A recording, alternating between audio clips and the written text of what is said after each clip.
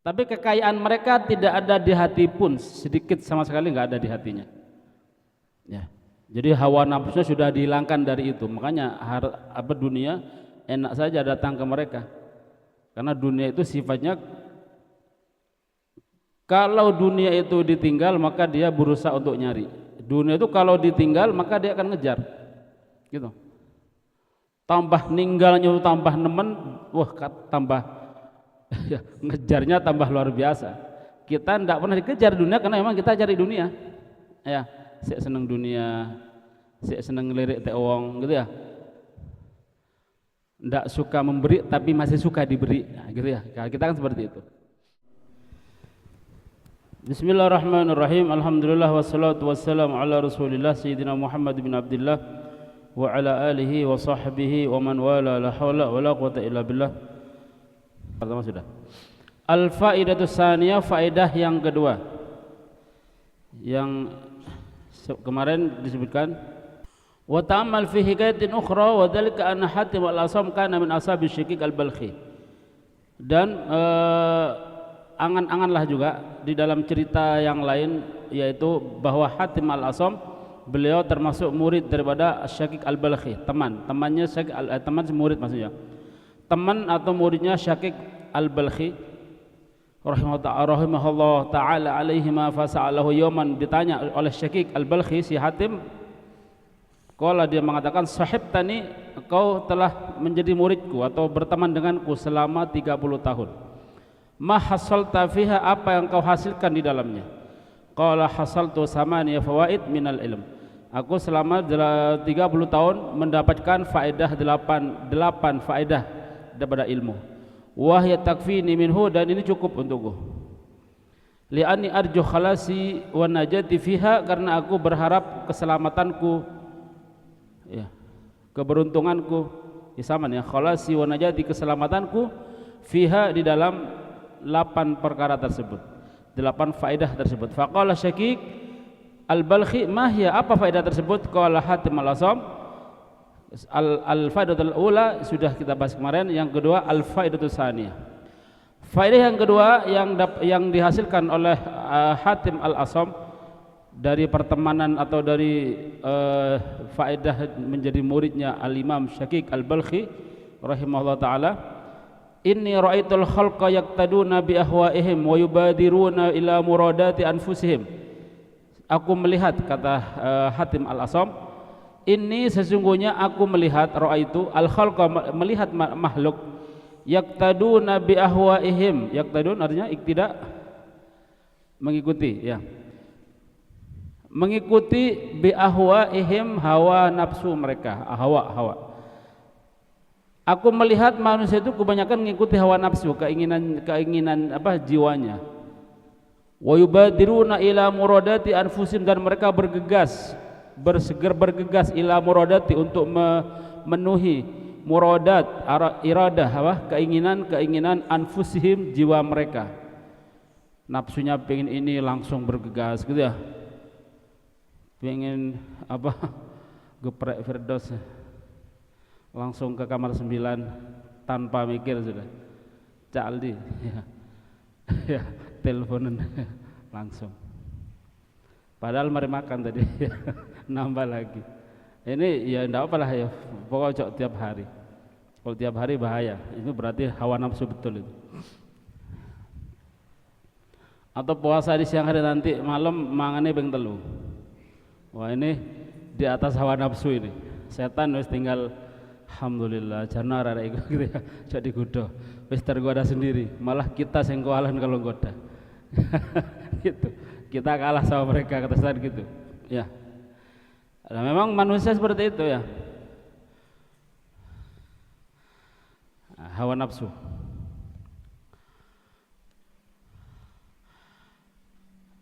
Mereka bergegas, bersegera untuk memenuhi keinginan muradat, keinginan anfusihim, jiwa-jiwa mereka, ingin ini dituruti, ingin itu dituruti gitu ya. Es krim pendino ya, akhirnya ya masuk rumah sakit setahun. Makanan terlalu enak itu berbahaya sebenarnya. Kalau makanan yang modern maksudnya, atau kalau makanannya mandul ya enggak lah, tapi tetap ada bahayanya kalau makanan terlalu enak. Fata'amal tuh, maka aku berpikir, ta'amal, aku berangan-angan ya. Aku berpikir, aku mengangan-angan qaulahu ta'ala, firman Allah Ta'ala, apa kata Allah Ta'ala, wa amma man khafa maqama rabbih wa nahan nafsa 'anil hawa fa innal jannata hiyal ma'wa. Adapun siapa yang takut maqama rabbih, takut ya, khafa terhadap kedudukan Tuhannya, namanya siapa yang takut kepada Tuhannya gitu maksudnya, wa nahan nafsa 'anil hawa, dan menahan jiwanya dari hawa nafsu, enggak begitu menuruti ya, fa innal jannata hiyal ma'wa, maka sesungguhnya surga itulah tempat kembalinya dia. Karena hidup di dunia ini bukan tujuan, sehingga tidak boleh enak-enak di dunia ya. Maksa untuk mengikuti hawa nafsu kita itu berarti maksa untuk enak-enak di dunia ya. Kecuali enaknya itu tanpa kita paksa, memang kita dipaksa untuk enak ya apa, alhamdulillah ya. Mau sama orang dikasih bendino gini ya apa, alhamdulillah, tapi harus jaga diri. Tapi maksa gitu ya, memaksakan diri hidup berpoya-poya, ini tidak boleh. Tapi kalau dipaksa tidak apa-apa gitu ya, dipaksa. Artinya dipaksa itu kita memang takdirnya itu oleh Allah jadikan orang kaya sembarang ono ini ono ya tidak apa, syukuri aja ya. Tapi nanti disyukuri, kemudian nanti hartanya digunakan untuk kebaikan. Bukan ditumpuk sendiri, bukan digenggam sendiri tapi enggak dikeluarkan gitu. Ya. Kaya loman tidak apa-apa ya. Penghasilan setiap hari 1 M tidak apa-apa, yang penting metun ya segitu juga banyak. Kayanya para sahabat Nabi radhiyallahu taala anhum, mereka ini banyak sahabat yang kaya-kaya. Jangan kira sahabat itu miskin, ya ada yang miskin tapi banyak yang kaya. Bahkan siapa yang paling kaya sahabat? Abdurrahman bin Auf, dia ini sahabat paling kaya, pinter dagang ya, kayak Mael di Bin Upin ya. Pinter dagang. Subhanallah, dia ini misal di krus ya, dia ini pemasukan hartanya misal sekarang itu bisa MM-an tiap hari, saking berkahnya. Pokok apa yang dipegang dia mesti jadi duit gitu maksudnya. Ketika hijrah dari Mekah ke Madinah, ditinggalkan semua hartanya yang triliunan gitu ya kalau zaman sekarang. Kemudian ketika ada di Madinah sama Ansor mau dikasih mau dipersaudarakan, mau dikasih sebagian harta dibagi dengan hartanya orang Ansor. Enggak mau, saya enggak mau hartanya orang. Tolong tunjukkan pasar di mana. Ngerti udah. Ya, dia enggak mau ditum-tumi orang, dia enggak mau. Tunjukkan pasar di mana. Tunjukkan. Sudah enggak sampai setahun, enggak lama, hitungan bulan sudah balik semua harta yang ditinggal dengan nominal yang bahkan lebih daripada yang ditinggalkan ya. Bahkan saking banyaknya hartanya dia, suatu saat Abdurrahman bin Auf ini pingin menjadi rasanya orang miskin, pingin miskin dia, pingin menjadi orang miskin, berharap doa berdoa pingin jadi miskin walaupun cuma sehari saja gitu ya. Kalau kita kan enggak kan, pingin jadi orang 2 M walaupun cuma sehari tok, kita kan gitu kan. Abdurrahman Mas'ud enggak, Abdurrahman Mas'ud ini pingin jadi orang paling miskin walaupun sehari, karena dia enggak pernah menyicipi rasa miskin seumur hidupnya ya. Akhirnya dia uangnya itu dibuat beli di pasar itu barang-barang orang-orang yang sudah rusak gitu ya, kurma rusak yang mungkin sudah enggak layak dijual. Akhirnya suruh antarkan ke rumahnya, mau dibeli semua, dibeli Siapa yang punya kurma busuk sudah layak, enggak layak dijual, akan dibeli oleh dia dengan harga yang mahal. Wah, rame-rame orang. Jadi kurma-kurma yang sudah enggak laku dijual ke Abdul Mas'ud dengan harga yang mahal. Kenapa? Karena ini memang niatnya untuk dihabiskan uang tadi itu. Pingin ngabisin uang biar jadi orang fakir. Abdul Mas'ud ya, Abdul Mas'ud. Ya. Sudah habis uangnya, sudah dibeli semua, habis.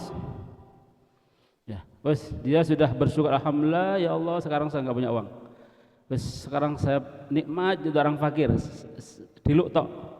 Nggak ada sehari datang utusan dari luar Mekah, di suatu daerah terjadi wabah penyakit, ternyata obatnya adalah kurma busuk. Diutuslah orang-orang untuk cari kurma busuk, menuju ke Mekah, cari di mana-mana nggak ada di Mekah. Di pasar habis sudah kurma busuk. Kurmanya bagus-bagus, soalnya wes diganti kabeh. Ya. Akhirnya kurma busuk yang di rumah Abdurrahman bin Sakhar wes tontonan sudah gitu ya. Tontonan, dan mereka berani beli dengan berlipat ganda dengan harga yang mahal. Kenapa? Dengan jumlah yang paling banyak, karena ini sak negeri kena wabah semua. Sak ton mungkin nggak cukup untuk sak Malang mungkin ya. Jadi dibeli semua hartanya kurma busuk yang tadi di Abdul Mas'ud. Balik lagi, wah baliknya tambah berlipat ganda. Ya, yang tadinya mungkin sak M gitu ya, itu sudah balik puluhan M, cuma nggak ada sehari. Nangis lagi, ya Allah gitu ya. Baru nikmat jadi orang fakir miskin, sudah kaya lagi, nangis gara-gara kaya. Abdul bin Sakhar aneh. Nggak mau dunia ya, nggak mau dunia. Mereka kaya-kaya, para sahabat. Tapi kekayaan mereka tidak ada di hati pun, sedikit sama sekali nggak ada di hatinya. Ya. Jadi hawa nafsunya sudah dihilangkan dari itu. Makanya dunia enak saja datang ke mereka. Karena dunia itu sifatnya, kalau dunia itu ditinggal maka dia berusaha untuk nyari. Dunia itu kalau ditinggal maka dia akan ngejar. Gitu. Tambah ninggalnya tambah nemen, wah tambah ya, ngejarnya tambah luar biasa. Kita tidak pernah dikejar dunia karena memang kita cari dunia. Ya, saya seneng dunia, saya seneng ngelirik teh wong gitu ya. Tidak suka memberi tapi masih suka diberi, nah, gitu ya. Kita kan seperti itu. Balik ke pembahasan tadi, wa amma man khafa maqama rabbih wa nahan nafsa 'anil hawa fa innal jannata hiyal ma'wa. Barang siapa yang takut kepada Tuhannya dan menahan hawa nafsunya, begitu ya maksudnya. Menahan nafsunya dari menahan jiwa dari hawa, maksudnya menawan, bahasa arti bebasnya menahan hawa nafsunya. Tidak menuruti hawa nafsunya, orang yang semacam ini fa innal jannata hiyal ma'wa, kata Allah. Maka sesungguhnya sorgalah tempat kembali mereka. Berarti kalau orang suka mengikuti hawa nafsu, berarti ya kemungkinan jauh dari sorga. Jadi sorga ini tempatnya orang yang menahan hawa nafsu, bukan tempatnya orang yang mengikuti hawa nafsu.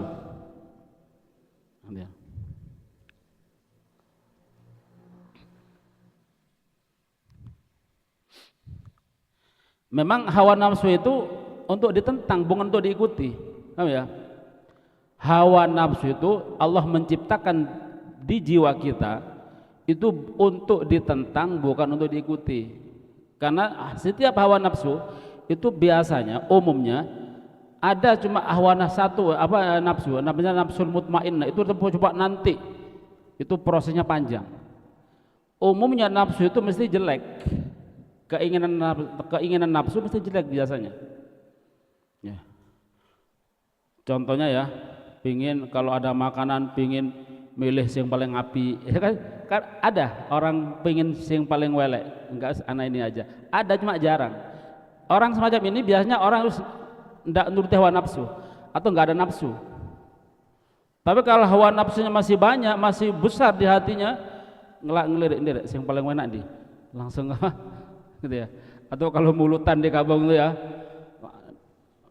budal sik ndelok sik endi rampatan yang paling bagus, wadahnya paling bagus, nanti langsung sila duduk di depannya sudah. Ya. Itu gitu ya. Ada seperti itu subhanallah. Di kampung seperti itu. Banyak kan kita di kampung seperti itu. Kita jangan seperti itu. Ya, biasanya anak-anak kecil biasanya. Ya, jadi dia lari dulu kalau ada acara mau mulutan mendedepi apa deh suguhan yang paling enak, paling mewah. Gowong kok sak adae nang rumah. Tiap undangan seperti itu, jadi ikut tok sing oleh api-api, sing liyane ya sing biasa-biasa, klenak-klenuk ya soleh alladzi fi. Gitu. Ya. Ya memang seperti itu hawa nafsu tuh. Itu contoh kecil hawa nafsu. Dia itu masih ngikuti hawa nafsunya. Jelek di hadapan orang pun jelek, apalagi nanti di hadapan Allah di akhirat tambah jelek lagi. Di dunia aja sudah jelek. Orang wis nganggapannya aduh hari iki. Ya. Aduh wong iku. Delon ya. Didedepi dhewe gitu ya. Liane oleh karen-karen delon. Iku sing paling apik di ngarepe. Seperti itu. Orang sudah pikiran negatif pada dia. Jeleknya sudah ketahuan di dunia. Saat itu juga sudah kelihatan jeleknya. Ya apa kalau di hadapan Allah. Gitu ya. Maka surga bukan tempatnya itu. Gitu ya. Surga itu bukan tempatnya hawa nafsu, tempatnya orang yang menentang hawa nafsu. Orang kalau mengikuti hawa nafsu maka dia tidak mengikuti Allah. Orang kalau menjauh dari hawa nafsunya maka dia berarti pada hakikatnya dia berarti mendekat kepada Allah. Hawa nafsu Allah, gitu ya.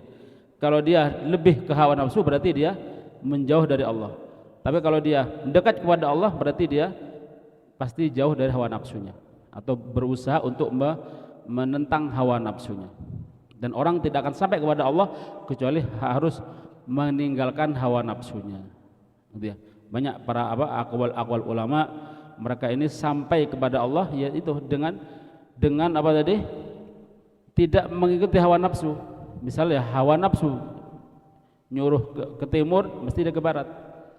Hawa nafsu nyuruh ke atas dia ke bawah. Hawa nafsu nyuruh diam dia mesti gerak gitu. Kemudian watayaqqantu dan aku yakin annal qur'ana haqqun shadiqun, bahwa Quran itu adalah benar, shadiqun, hak, shadiqun, jujur, benar. Fabadartu maka aku segera ila khilafi nafsi, untuk menentang nafsuku. Khilaf, ya khilaf itu maksudnya menulayani kalau bahasa Jawa. Maka aku bersegera untuk menentang nafsuku. Artinya dia tidak nuruti hawa nafsunya. Wa tasammartu bimujahadatiha, dan aku bersemangat samar. Tasammar itu artinya menyincing lengan baju. Dan aku bersemangat untuk memerangi hawa nafsu. Mujahadah itu memerangi. Aku bersemangat dalam memerangi hawa nafsu tersebut. Waman iha an hawa, dan aku mencegah nafsu diri dari hawa. Artinya aku mencegah hawa nafsu. Aku mencegah hawa nafsu tersebut hatta irtadat li taatillah, sampai hawa nafsu tadi menjadi hawa nafsu yang irtadat, yang rela untuk melaksanakan taat kepada Allah Ta'ala, wan qadat, dan tergiring untuk menuju kepada Allah. Maksudnya bisa digiring. Karena nafsu ini kalau sudah dikekang, ditekak, akhirnya dia bakal tunduk. Ya.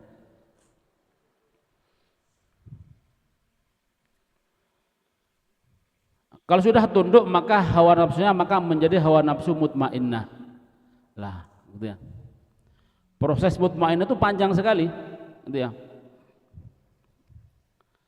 Kemudian al-faidatu salisa, faedah yang ketiga, inni ra'aitu kulla wahidin, sesungguhnya aku melihat kulla wahidin, setiap seorang, ya, setiap orang, ya, setiap kullu wahid minan nas, setiap orang yas'a fi jam'i hutamid dunya. Aku melihat orang-orang itu, maksudnya setiap orang itu, ya, setiap manusia itu umumnya yas'a fi jam'i khutamid dunya, berusaha untuk jam'i, mengumpulkan khutamid dunya. Khutam itu kalau bahasa kamusnya rongsokan, sisa-sisa barang-barang bekas, itu namanya khutam. Khutamid dunya, rongsokan dunia. Jadi dunia itu diibaratkan rongsokan, tahu ya rongsokan ya, barang bekas. Kok bisa? Iya, karena dunia itu bekas. Dunia ini bukan hal yang baru dari dulu. Ya. Dunia itu dulu pernah dikuasai oleh Qarun, ya.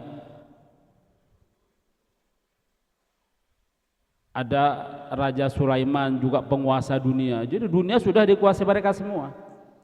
Lah, kita ini ngambil sisa-sisa rongsokan yang sudah enggak diambil oleh mereka, kita yang ngambil. Maka diibaratkan rongsokan dunia itu, gitu ya. Karena itu barang sisa. Oh ya, sudah ribuan tahun yang lalu sudah dipakai oleh orang-orang terdahulu, lah kita ini ngambil sisa-sisa yang sedikit. Maka orang yang mengumpulkan dunia di barat itu dinamakan jam'i hutamid dunya, mengumpulkan rongsokan dunia. Kemudian yumsikuha, dia menahannya. Yumsikuha, dia menahannya, qabidon, menggenggam dengan tangannya, qabidon yadahu alaihi, menggenggam dengan tangannya dunia tadi, digenggam ya gitu ya, digenggam oleh tangannya, enggak dikeluarkan, enggak disodakohkan kepada orang lain. Jadi kerja ngambil dunia, ditumpuk, disimpan, wes enggak dikeluarkan lagi. Untuk apa nih? Katanya untuk masa depan. Ya memang karena sebenarnya seperti itu ya, cuma coba keterlaluan ya. Terus kata Hatim Al-Asam, fata'ammaltu fi qaulihi ta'ala, maka aku memikirkan firman Allah Ta'ala yang katanya Allah Ta'ala berfirman, ma indakum yanfadu wa ma indallahi baq, kata Allah Ta'ala, apa yang ada pada kalian yanfadu akan musnah, hilang, nafat akan hilang, wa ma indakum baq, dan apa yang di sisi Allah bakin, itu kekal. Apa yang ada pada kalian bakal hilang, dan apa yang ada pada Allah itu bakal kekal. Artinya kita memiliki sesuatu itu mesti hilang. Paling tidak kita kalau sudah mati itu tidak bakal dibawa, akan dimiliki oleh orang lain. Lah terus harta kita yang kekal yang mana? Harta kita yang kekal adalah harta yang disedekahkan untuk Allah. Sedekah itu ya untuk apa? Kemaslahatan, untuk syiar agama, fakir miskin. Terus pokoknya dikeluarkan untuk jalan Allah. Itu namanya berarti hartanya sudah ada di sisi Allah. Itulah harta yang kekal. Nanti harta yang sudah dikeluarkan untuk Allah itu bakal dikembalikan di akhirat. Tapi harta yang enggak dikeluarkan untuk Allah akan hilang. Termasuk harta waris. Maka kata seperti itu, yang ada pada kalian akan rusak, musnah, paling tidak ditinggalkan, nanti ketika mati akan diganti ahli waris, pemilikan orang lain. Dan apa yang ada pada sisi Allah atau apa yang sudah dihadirkan kepada Allah dengan melalui sedekah, melalui infak dan lain-lainnya, zakat dan lain-lainnya, itu bakin akan kekal. Fabadaltu mahsuli minad dunya liwajhillahi ta'ala, kata Hatim Al-Asam, maka aku curahkan mahsuli, penghasilanku minad dunya semuanya, liwajhillahi, untuk Allah. Jadi aku curahkan semuanya, aku berikan semua mahsuli, apa yang dihasilkan oleh aku, namanya penghasilanku, hasil dari kerjanya dia atau harta yang didapati oleh Hatim Al-Asam, semuanya dikeluarkan liwajhillah, untuk Allah, enggak tersisa. Kenapa? Karena kalau masih ada sisa, pikir dia yes, hilang ini, sisa ini. Tapi kalau yang untuk Allah itu bakal kekal. Tapi ya maksud di sini tuh bukan dikeluarkan semua, gitu ya, enggak. Maksudnya yang keperluannya ya harus disisakan. Nah, Keperluan ini juga sebenarnya untuk Allah sama. Nafkah itu juga untuk Allah. Paham ya? Ada orang tidak punya keluarga, dia punya dirinya sendiri. Maka dirinya ini perlu nafkah. Paham ya?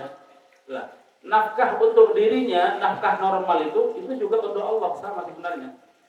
Karena ini kan milik Allah. Milik siapa badan kita ya? Milik Allah. Ya, harus dijaga, kesehatannya dijaga. Ya ojo kita mentang-mentang berlagak zuhud gak ngerikan awak, jangan itu ya mandi gitu ya. Seminggu gak mandi gitu kan ya. Ini badan kita ini milik Allah, titipan Allah dijaga. Ya. Maka kita ya bukan kita membersihkan badan kita, mungkin kita pakai hand body gitu ya, kita pakai pakai perawatan badan kita niati untuk merawat titipan Allah itu biar ada nilainya, tahu ya, pahala itu. Jadi kita yang dititipi ini harus merawatnya, kayak indah, nanti kelihatan orang bagus, nanti kelihatan orang tambah susah, sopo gitu, melas sampai nangis orang melihat potongan awak itu. Jangan seperti itu. Bikin orang tuh melihat kita ini yang tadinya susah bisa gembira dengan penampilan kita yang serba gembira, serba bersih itu. Nah, kita merawatnya ini diniati karena merawat titipan Allah. Badan kita titipan. Oh ya. Nah, apa yang diinfakkan untuk badan kita ini pada harganya berarti diinfak untuk Allah. Gitu. Malah kalau disia-siakan dosa. Gak dikasih makan, padahal makanan ada, alasnya tirakat sampai mati dia, dosa dia. Ya. Bukan itu. Jalan untuk Allah tidak seperti itu. Allah tidak maksa. Kalau sampai gak makan, makan ada kok ya. Makan juga di Quran ada, walaupun bukan wajib. Kul washrabu birizqillah. Kul washrabu wa la tusrifu.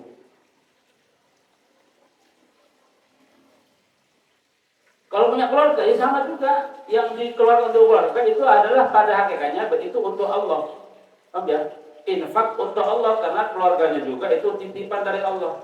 Jiwanya titipan dari Allah, keluarganya pun titipan dari Allah. Kalau kita ngasih badan kita, ngasih keluarganya, ini pada hakikatnya berarti itu infak untuk Allah.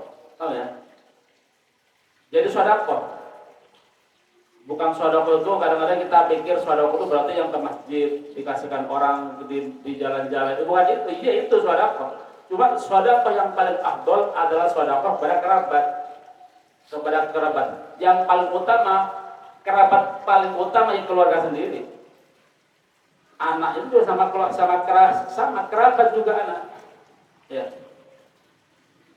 Jadi diutamakan juga dirinya, diutamakan jiwanya juga keluarganya diutamakan. Yang bukan untuk Allah yang ditumpuk nggak digunakan apa-apa itu baru itu yang ditumpuk bukan untuk Allah. Tapi yang dikeluarkan gitu ya untuk nafkah dirinya atau untuk keluarganya ini sama untuk Allah. Pada hakikatnya untuk Allah karena dia sedang memberikan kepada ini untuk badan atau keluarga yang dititipi amanah dari Allah tadi. Nah, kemudian fafarraqtuhu bainal masakin, maka aku bagikan harta mahsuli minad dunia, maka aku bagikan penghasilanku dari dunia itu bainal masakin kepada orang-orang miskin, kepada orang-orang yang memerlukan. Untuk apa? Supaya liyakuna dukhran li indallah ta'ala, agar nanti harta yang dibagikan kepada fakir miskin atau kepada jalan Allah itu menjadi simpanan di sisi Allah nanti di akhirat. Tabungan itu dia. Tabungan akhirat untuk dunia. Dan ini kan itu harta yang bakal kembali. Kemudian faedah yang keempat, inni ra'aitu ba'dal khalq dhanna syarafahu wa 'izzahu fi kasratil aqwam wal 'asha'ir faqtarra bihim. Faedah yang keempat, inni ra'aitu, aku melihat ba'dal khalqi sebagian makhluk dhanna mengira, syarafahu kemuliaan dia, wa izzahu sama ya kemuliaan dia, wa izzahu dan kemuliaan sama nih, kemuliaan dia adalah fi kasratil aqwam, di dalam banyaknya kaum, banyak pengikut, banyak teman, banyak. Kata Imam Hatim Al-Asam, ada orang, sebagian orang menyangka bahwa kemuliaan itu kalau banyak temannya gitu ya, banyak golongannya, wal asyair, banyak keluarganya, banyak kelompoknya, banyak temannya, banyak keluarganya. Faktar robihim, sehingga mereka tertipu dengan mereka, tertipu dengan mereka, gurur, mereka tertipu dengan mereka, bangga dengan mereka, merasa nanti kalau ada masalah banyak yang nolong, banyak yang bantu, teman-temannya banyak, keluarganya banyak, dia merasa tenang dengan itu, bangga. Wajama akhar annahu fi sarwatil amwal, dan yang lain mengira bahwa kemuliaan itu bahwa ada fi sarwatil amwal, di dalam kaya harta. Ya, sebagian orang mengira bahwa mulia itu kalau banyak hartanya. Sarwah itu kekayaannya, kaya harta. Sebagian orang mengira bahwa mulia itu adalah fi sarwatil amwal, di dalam kaya harta. Wa kasratil aulad, dan banyak anaknya. Fakhru biha, maka mereka bangga dengan harta dan anaknya. Merasa tenang, nanti insya Allah nanti kalau saya sakit sudah ada uang untuk dokter gitu ya. Nanti kalau saya sakit terus anakku sakit, terus anak di rumah. Karena seperti itu. Mulai itu di situ, ada matang mereka seperti mengira di situ. Wahasiba ba'dhum, dan sebagian juga mengira bahwa asyaraf wal izz fi ghasbi amwalin nas. Ya. Sebagian mereka mengira bahwa kemuliaan itu ada di ghasbi, mengambil hartanya manusia. Ini keterlaluan. Wa dzulmihim, dan menggolimi mereka. Jadi maling mungkin ya. Merasa hebat kalau sudah jadi maling. Jadi rampok, merasa hebat. Ada sebagian seperti itu. Penyakit ini. Wasabki dimain, dan menumpahkan darah mereka. Wah, ini juga naudzubillah. Apa bahasa kalau film kan fenomena darah dingin itu. Hah? Psikopat. Psikopat ya? Hah? Psikopat. Ya. Jadi psikopat itu. Matikan saya. Mereka bangga dengan itu. Wa taqadat ta'ifatun annahu fi ithlafil mali wa israfihi wa tabdirihi. Dan sebagian mereka berkeyakinan, ya, sebagian kelompok berkeyakinan bahwa kemuliaan itu di dalam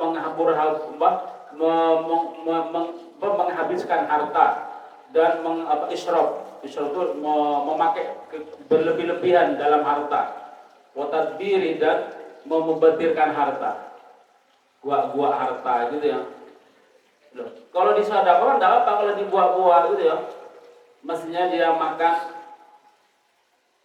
50.000 cukup dia booking makanan, pesan makanan dengan senilai 1 juta. Sisanya di gua-gua. Ya, ini mubazir. Kecuali sisanya kasihkan orang, enggak dibuat-buat. Ya, kok iso. Wah, ya diuncal-uncal no. Biar enggak dimakan orang. Orang minta enggak boleh, padahal ini mestinya bisa dimakan orang. Ada sebagian seperti itu. Ini orang sombong. Suka memubazirkan harta. Gitu ya. Sampai mampu-mampu. Padahal kalau dia bisa secukupnya bisa, tapi dia memang sengaja seperti itu, menganggap terus kalau duit uang gitu, tukun kantor kekuatan. Nah, ini merasa seperti itu. Ada orang seperti itu juga, dan merasa mulia, merasa hebat dengan itu. Wa ta'ammaltu fi qaulihi ta'ala, aku berpikir ya, aku memikirkan di dalam firman Allah Ta'ala, bahwa inna akramakum indallah atqakum, bahwa paling mulia yang kalian di sisi Allah itu adalah yang paling takwa. Berarti yang tadi di atas itu bukanlah jalan takwa. Kata Allah Ta'ala, inna akramakum indallahi atqakum fakhtartu taqwa, maka aku memilih takwa, kata Hatim Al-Asam. Maka aku memilih takwa, enggak memilih yang tadi itu semuanya dibuang. Enggak ada. Kemuliaan sama sekali tidak ada yang di atas tadi. Kemuliaan semuanya ada di takwa. Wa taqattu annal Qur'ana haqqun shadiqun, dan aku yakin bahwa Quran itu adalah benar, jujur. Wa dhannahum wa hisbanum kulluha badlun zailu, dan prasangka mereka. Wa dhannahum wa hisbanahum, dan prasangka mereka, dan mereka, perkiraan mereka, prasangka mereka, kullaha batilun zailu, semuanya batil. Karena bertentangan dengan Al-Qur'an.